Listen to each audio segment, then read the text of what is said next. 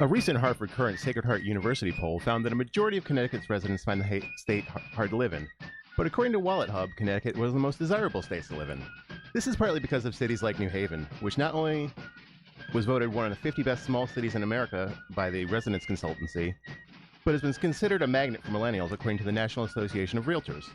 Our guests today on the Municipal Voice are Tyisha Walker-Myers, president of the New Haven Board of Alders, and Richard Furlow, the majority leader. They're here to discuss what makes New Haven the place that it is. The Municipal Voice is the Connecticut Conference of Municipalities podcast in collaboration with WNHH 103.5 FM. I'm your host, Matt Ford. As always, be sure to give us a like and let us know what you think in the comments below.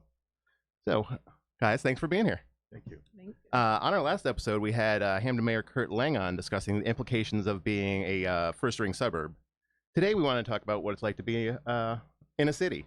What are some of the issues that New Haven struggles with, and are its successes? Tyisha, you want to? Yes, thank you. So I think some of the important things about being a city is our diversity. Mm-hmm. I think that is what attracts people to New Haven. We have a very diverse population. Yeah. We have a state-of-the-art school at Yale University. Yep. We have a state-of-the-art in the medical school. So I think that's really important. Mm-hmm. And everyone wants to be in New Haven, right? We're building houses right now. We're building apartments all over the place. A lot of millennials are looking for apartments. They like the walkability that we have in New Haven. And we actually have some of the successes contribute to some of our struggles here too. And I think being in New Haven and in the urban center, you have to figure out the balance between those two things. So the success, like millennials coming in, these apartments getting built, but are they affordable? Are they causing other issues? Right. Are they affordable? Are they causing other issues? When I look at the issues and successes of New Haven, I look at them all together, right? We have Yale University, which is state of the art. We have the hospital. So that also means that a lot of our property is tax exempt, right? So that causes a different issue on a different side when we look at how our residents are taxed.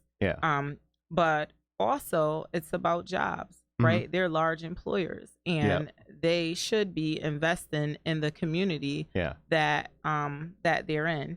And a lot of millennials are leaving school, trying to find themselves. So they're looking for a place to really get invested in. So I think those are some of the things that we're doing or trying to figure out here in the city. But it comes with a lot of other things, right? We have a lot of social services here. So that attract people from other places because in some of the suburban towns, they don't people offer coming for those treatment social services. and I know that's been an issue some people have talked about in regards to some of the bus stops downtown and whether or not those should move or whether people from outside town should be coming in, that sort of thing. Right. So those pose different issues, but I think here in New Haven, we try to figure it all out because we know how important those social services are, not just to our community, but to the surrounding communities. So we just try to figure it out. Richard, what about you? What's Well, I would say that the city is livable. So livable would include this, and what does that mean to you? What our president just said, livable deals with affordability. So if you look at other cities, other urban centers, if you go with their market rate of what they're paying for rent, it far exceeds what we're paying here. Okay. You look at the social structure that we have here. New Haven is a tight-knit community. Everybody is related to somebody, or everybody knows somebody. Yeah, I know that goes. So you got to be careful what you say because you're talking about somebody's mother or their grandmother or something like that. And some small town stuff in a city, right. And then we have the jobs, and so where we are, you may not have a job in New Haven necessarily because a city can only provide us so many jobs. But we're close enough to other areas, so that if you need a job outside the greater New Haven area, and even then, people taking the trains, even from to State Street Station and whatever, all the way down, even to Stamford, or even to Hartford. So what are we? 40 minutes away? That's not a bad commute. No, and you're saying market rate makes it a relatively affordable place to live. I think people don't realize how affordable New Haven really is, especially for the access to some of these higher paying jobs. Right. So do we have high rents? Of course we have high rents. As compared to some of the other towns in Connecticut. But try New York City. Exactly. Right. Try Boston. It's how high those rents are in relation to the income potential in some ways. Yeah. Right. So one issue that pops up are the implications of zoning, whether it's demolishing historic buildings, putting up market rate buildings, as we talked about, rewriting zoning rules to benefit walkable cities, and creating new commercial zoning districts. What makes zoning something that makes a city tick? Is it something that every New Haven resident should be paying attention to?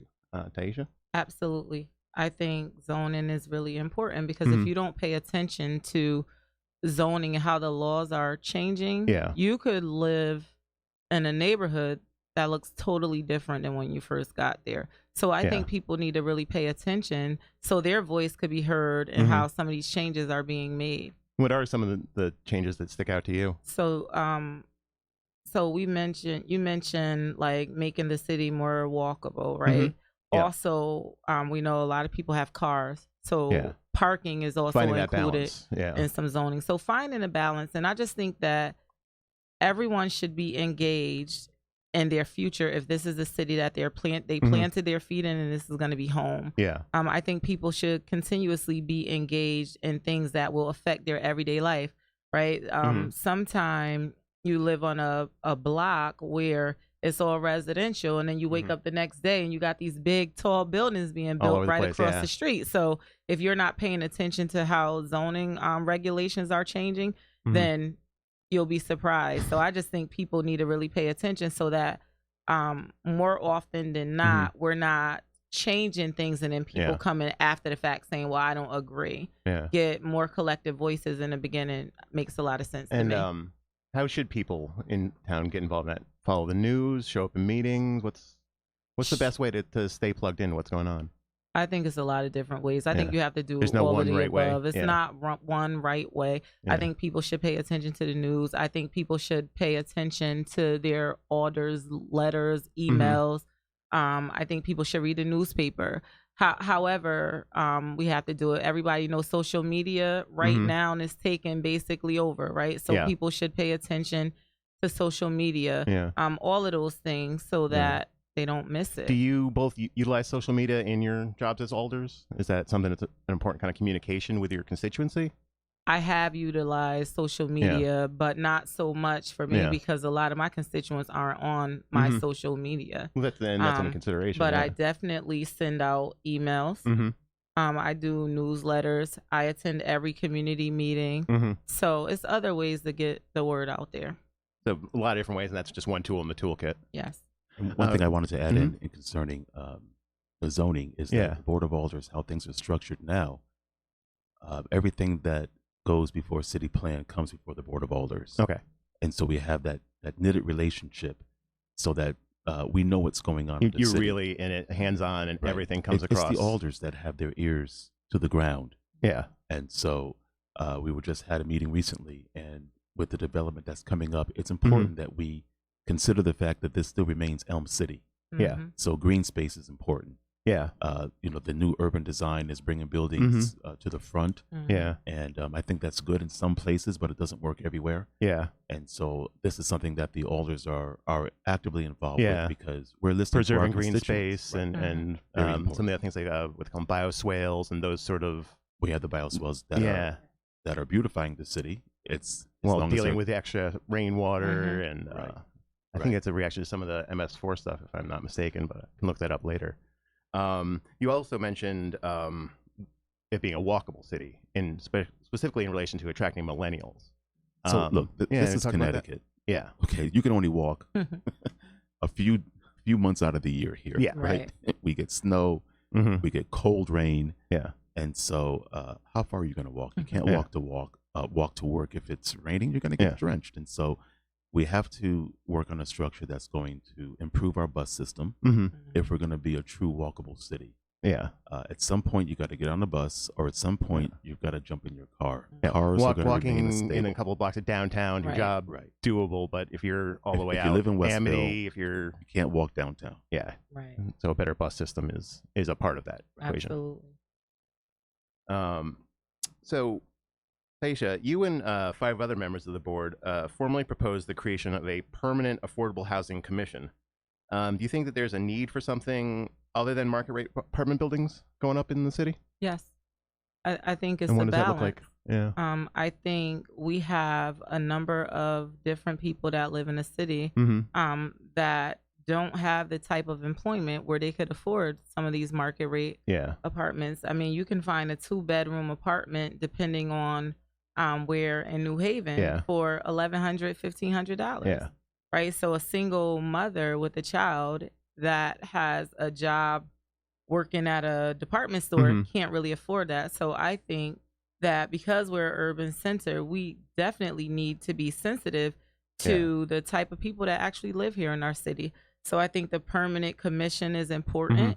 I think the work of the Affordable Housing Task Force actually sheds some light on some different things we could actually do to keep affordable units in the city. We lost a number of affordable units over the years. We're just now stepping up, trying to bring them back. Kind of slowly just dropping off for various reasons. Yeah, trying to bring them back. So we have to be responsive to our constituents. I think it's important also to note that with this Affordable Housing Commission, it's not giving people a free pass.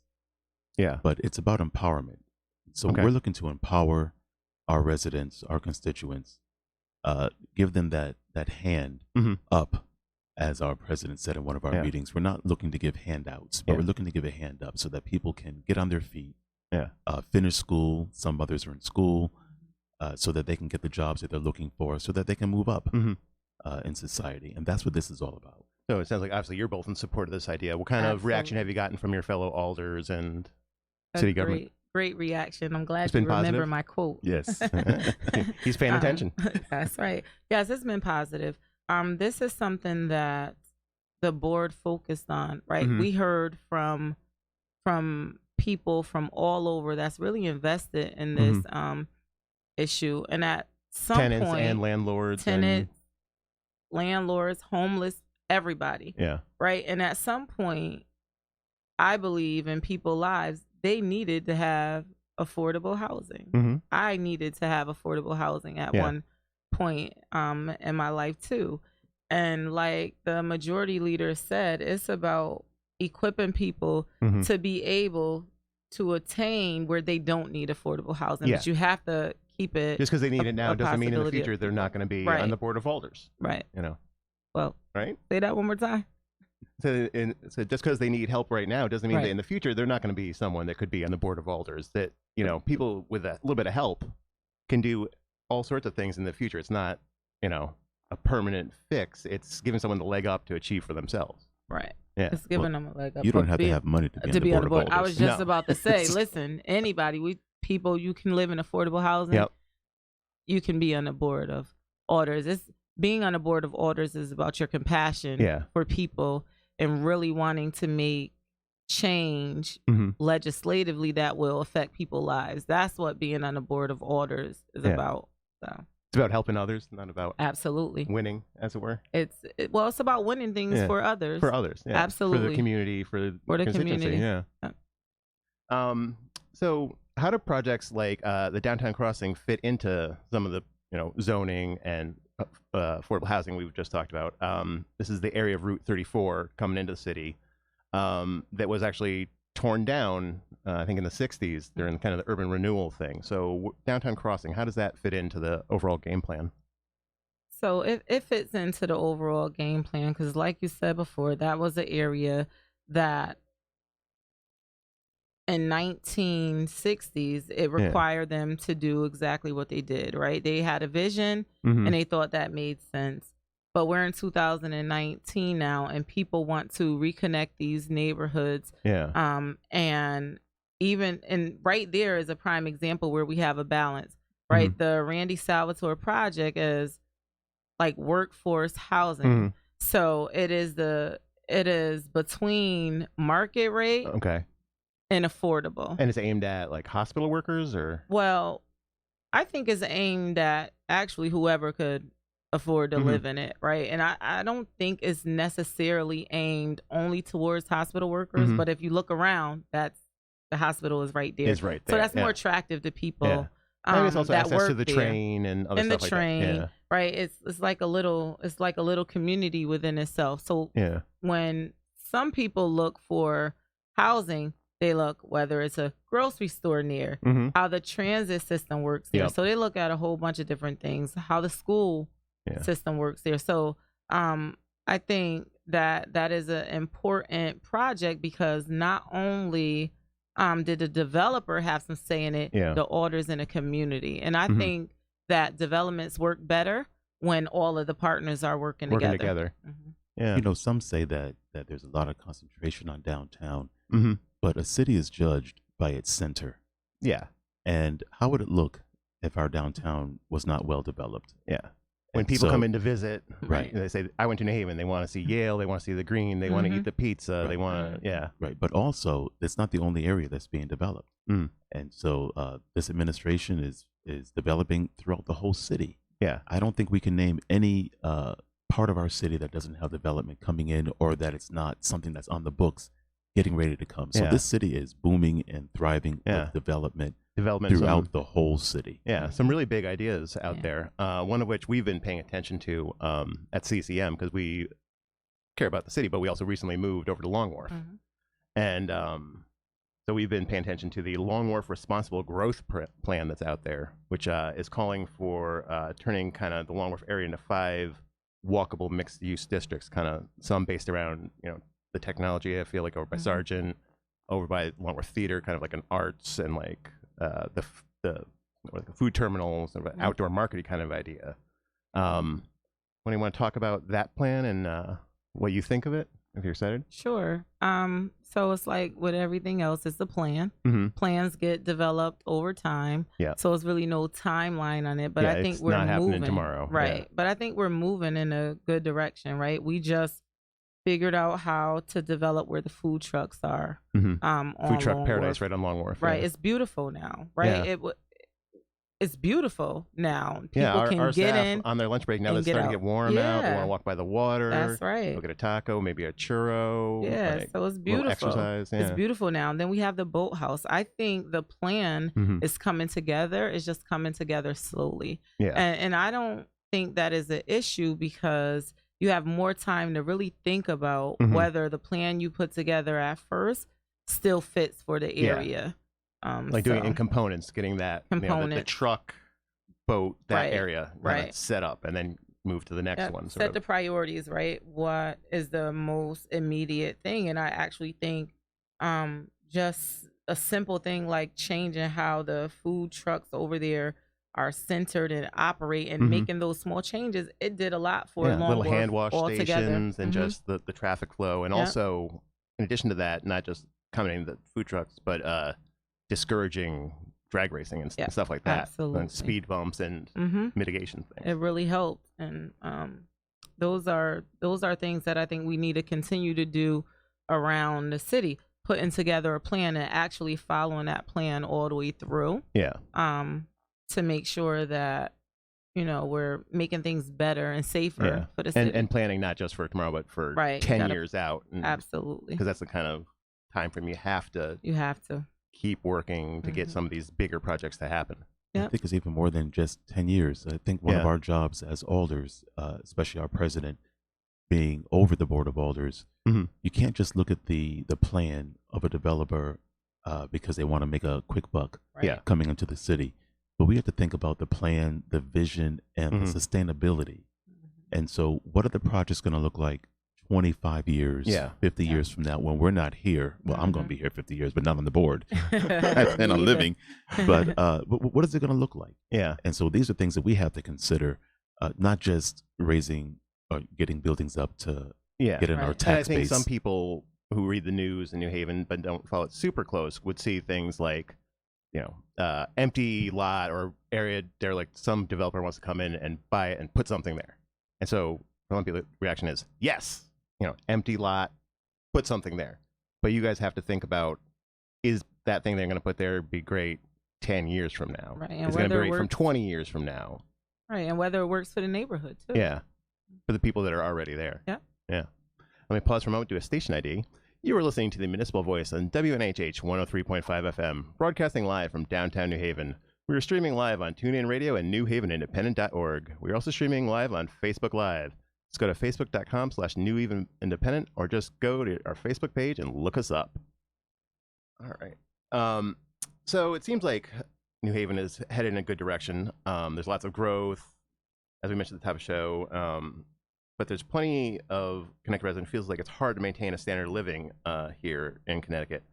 As the legislative session just ended, what are your thoughts on the state and some of the takeaways that concern cities like New Haven in relation to the state and legislation? So I think the state ended their session, and I think they did a good job.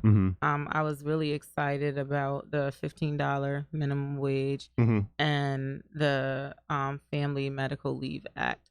Right, I think it is hard for urban centers that have large establishments like the hospital and the university. Large tax exempt. Large tax exempt. So, but I think we have to work together with our partners in the state to make sure the city still functions the way it need to function. So I think one of the takeaways I got from the end of the session is we need to continue our dialogue with the state on the things that's really important to New Haven. I think it would be very helpful if the state maybe reevaluated how we receive money from pilot. Let's just look at the payment in lieu of taxes program. Yeah. Not saying that they're doing anything incorrectly, but maybe we need to reevaluate how the money is allocated. We definitely want them to keep pushing for any money that come from the state for affordable housing, social services. Those are the real things that affect our communities and our constituency. And our state delegation, in my opinion, does a good job at trying to figure out what New Haven needs. And I think it's all of our responsibility to keep the lines of communication open so that we could accomplish those things. Richard, what were you paying attention to up the Capitol this year? Well, it's the exact same thing. And, our priorities are all the same. Yeah. Our state delegation has the same priorities for our city as the Board of Alders do. And so it's our job just to stay in their ear. Yeah. And to help them, our constituents help keep us focused. Right. And the Alders, we help keep our state delegation focused. And so, with the Board of Education, we just need more money, like every urban city. You mentioned before that people say that they're struggling. Show me a community that's not struggling. Yeah, right now. It's across the U.S. And so New Haven is no different than any of the other urban cities or really even rural communities. Even budgets are tight everywhere right now. Yeah, right. We need more money. So if you have a money tree somewhere, let us know. if you shake have it down, more, shake it down. Please feel free. Were there anything that didn't pass that was kind of talked to you that you think is important for next year to look at that you got left for later? I think that's a good question. What I try to focus on are the priorities and the things that actually got passed. And maybe we need to talk about some of those things that didn't and reevaluate. Why they didn't pass. They didn't pass. What support the state actually need to get those things done. What support they need from us as alders or as residents. Just people from New Haven, what support they need. But look, it's never going to be a time during a budget season when you have to negotiate that you're going to get everything. Yeah. Right. It's not the reality. It's just not the reality. But I think as long as we all stay true to our values and our priorities, I think we always end up in a really good place. So I try to focus more on the positive and stay connected with the state delegation, stay connected with the mayor's office, stay connected with our constituents, because it's going to take all of us to actually bring the vision that we all have for New Haven to come through and shine so that we're more attractive to everybody wanting to come here. Sometimes it's about timing too. Yeah. So just because it didn't pass this time doesn't mean that it's not going to pass in the next session. So it's not a flawed concept. It just wasn't lined up right. There was other things that had to take priority. There was one thing that they did that I thought was common sense with some of the gun laws that were passed that, it wasn't too stringent. It just made sense. Yeah. They didn't go for everything. They went for something that was logical, made sense, and then they could build off of that. Yeah.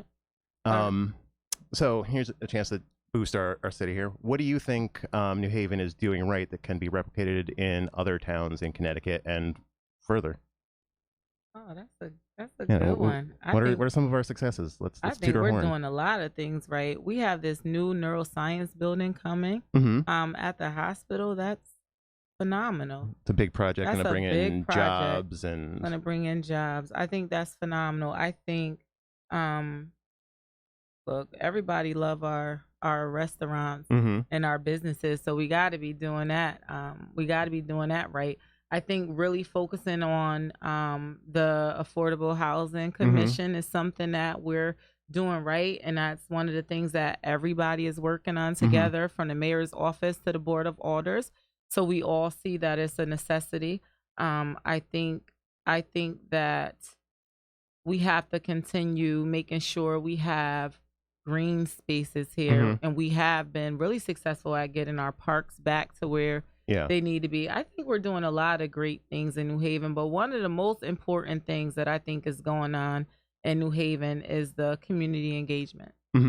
I think more people are engaged over the last 5 years. I think more people have been more engaged in what's actually going on in their city, and really paying attention and getting involved. What do you think that is? Why are people getting more involved?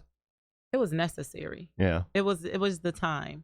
It was a time for them to do so, because I think more people actually realize, or are starting to realize, that they need to figure out how government actually works. Yeah. Because a lot of times people say, well, we want this, we want this. And on the flip side, you got to pay for what it. Has to happen for that right. to happen. So do you think in some ways, like, some of the fiscal challenges that the state is having has kind of fueled some more interest? Because absolutely, when there's tons of money to do everything that everyone wants, people are like, okay, it's taken care of. But when things are getting cut, when people are, Yep, absolutely. I think all of that. So that's the part that excites me, that people are getting more engaged and more invested in their future, because this is their city too, and I'm excited. I'm excited by that. But I think we're doing a lot of things right here in New Haven, and we have our challenges like everywhere else. But if we compare the city in the last 15 years, I don't think anyone could actually say we're not moving forward, because we are. Definitely, yeah. Look at our public safety. And so we have community policing that's really an example throughout the nation. Yeah. We have a top-notch fire department. I was really surprised on how many calls they get, what their response time is. How many calls do they get? I don't remember. Lots. It's a lot of calls. Yeah. And even the medical part of the 911 system, the fire department, that are answering medical calls. But just to go back to the community policing, we don't have incidents, knock on wood, but we don't have incidences here like you see in other urban centers throughout the nation. Our police have discipline. Yeah. And, everyone's not perfect, right? So every so often there may be something, but it's not the way you see it. It doesn't seem as pervasive as you hear about with some departments, where it's an ongoing thing. Right. Yeah. Right. And you mentioned something. Look, let me just say this. I think it's important, because there's just so much discussion about this tax base. Everyone needs to take a deep breath. Because if you look around at the other cities, we have the lowest tax on personal property than any of our surrounding communities. And I was in Pennsylvania and looking at the beautiful property they have there and what they're paying in tax. Yeah. And don't have the services that we provide. They have to pay for their trash pickup, and the plows come around every so often. It's incredible. The amount of services, I think, is something that's commendable. We have street. So it's a value. It's absolutely, to the taxpayer. It's not just how much they're paying, but what they're actually paying for. Street cleaning every week. It's, the things that people just don't normally pay attention to. If that was taken away, it would be very They would be noticeable. paying attention real fast. Yeah. So we started off at the top of the show talking about how some studies have shown that people think that Connecticut is a hard place to live. We hear stories about people fleeing the state and all this kind of stuff. Are there any projects that the Board of Alders are working on to help change the perception of Connecticut as a hard place to live, to make it, attractive? I think we always work on projects to help change the way people view New Haven. For instance, we just passed a civilian review board.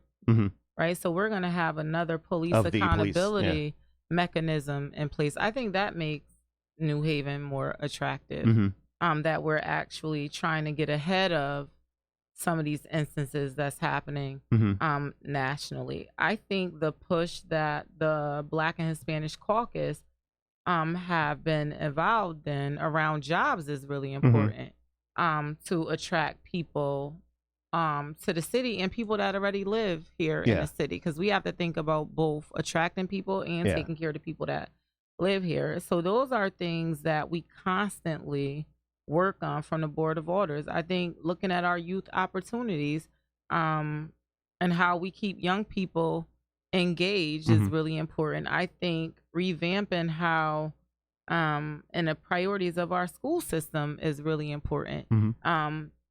It was a time, you know, where the city turned over to the magnet system. And all of that, and there are some challenges around that. So I think that we're continuously working on things that eventually will make the city more attractive and a better place and change the way people actually view New Haven. We have to go through some tough, you know, it's not always smooth, but I think if everybody put in a work, we'll end up with a good product at the end. Sounds good. Well, thank you guys for coming out and being on the show today. The Municipal Voice is a co-production by CCM and WNHH 103.5 FM. Kevin Maloney is our executive producer. Christopher Gilson is our producer. Harry Draws is on the boards. And I'm Matt Ford, your host. Be sure to check out our Facebook page and give us a like. And watch out for our CCM chat series on our YouTube page. Just search for CCM chats and you'll find them all in one convenient playlist. Thanks again. Thank you. Thank you.